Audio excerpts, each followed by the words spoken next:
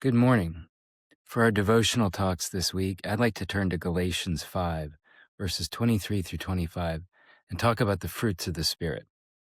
You might hear people claim to be very spiritual, and these days people can mean a lot of different things about being spiritual. They can mean like feeling the vibrations of crystals or somebody who really likes to go camping in nature. Really, when we talk about spiritual, we mean a person who's being led by the Spirit of God, which is also being led by the words of God's Spirit. A Christian's nature changes because he's able to renew his mind in Christ by reading the Bible. And so as I follow Jesus, I realign my priorities. His will becomes more and more my will. And you get to see this in my everyday life and your everyday life. So in this lesson, this series of lessons, Paul is going to identify 9 different ways that this spiritual life is manifested. And I thought we'd consider 3 of them today, 3 of them tomorrow, and then 3 on the last day.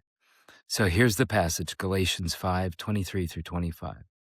The fruit of the Spirit is love, joy, peace, patience, kindness, goodness, faithfulness, gentleness, self-control. Against such things there is no law. Those who belong to Christ Jesus have crucified the flesh with its passions and desires. If we live by the Spirit, let us also walk by the Spirit. So we take the first of these terms, which is love. Now, love has such a broad range of meaning that we can accurately speak of our love for a lot of things, like ice cream. I can say, I love pizza.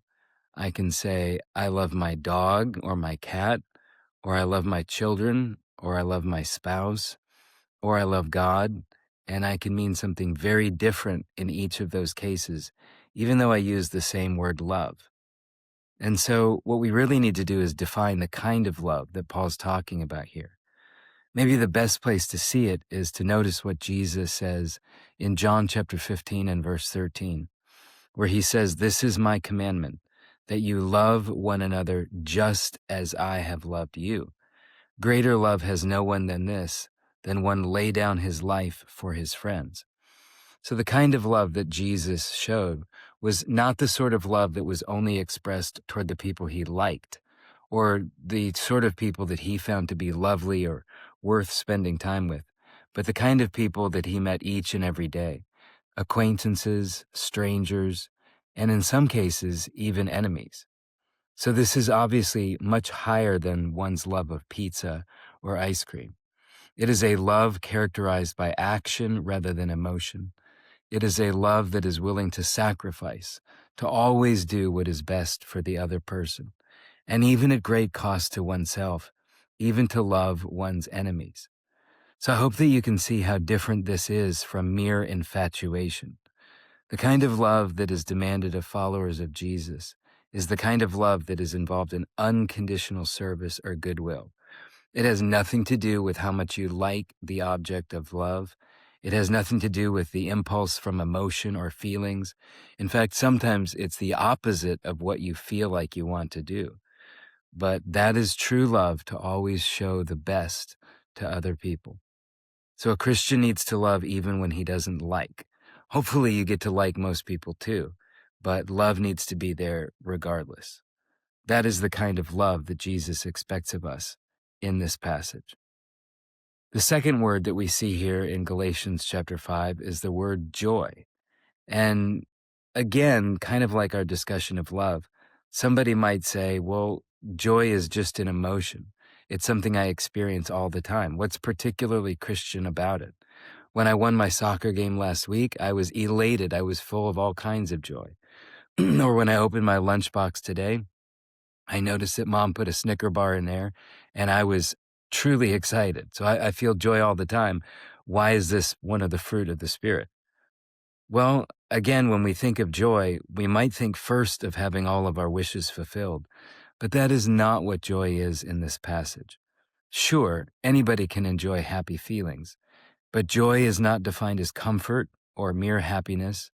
It is not something that exists only in pleasant circumstances. It is not a sense of euphoria. It is not health, and really it's not an emotion at all. The New Testament concept of joy is based on our fellowship with God. Let me give you a great example. In Acts chapter 16, verses 23 through 25, you might remember how Paul and Silas were thrown into prison. And this was no cushy American prison, right? They were thrown into a dark, damp prison. Their feet and hands were placed in the stocks so that their movements were limited. I'm sure that they were in pain. I'm sure that they were shivering cold. I'm sure that it was difficult to see anything at all. And yet, what do we see them doing? They were singing hymns to God. They were praising God. They were demonstrating joy even in this very difficult circumstance. And so clearly, joy, as expressed here, is not merely an emotion. Joy is having purpose in our existence, in having all of our questions answered about who we are and about where we came from, and even where we're going to be going.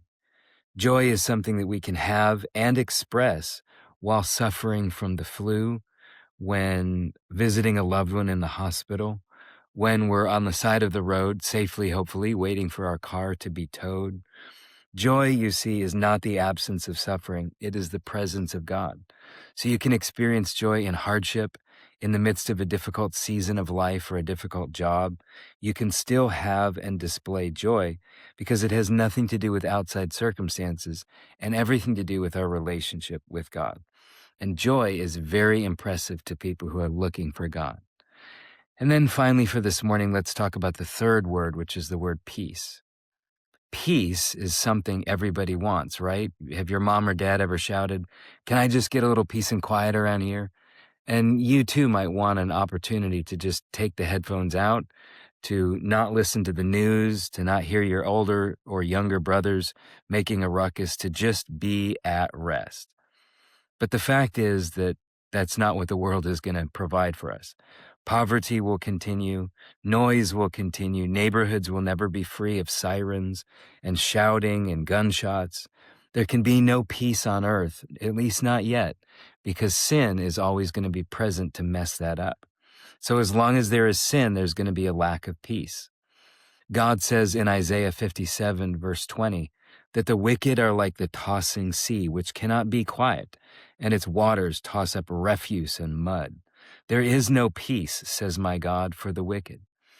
So the kind of peace that is the fruit of the Spirit is not just having tranquility, but actually is that thing we possess even when the world is chaotic around us. It is our relationship with God once again. Peace is something that we receive as a result of our relationship with God.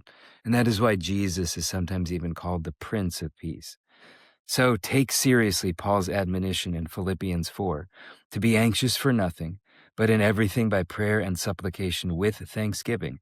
Let your requests be made known to God, and the peace of God, which surpasses all comprehension, will guard your hearts and minds in Christ Jesus. Don't be racked with worry. The fruit of the Spirit is peace.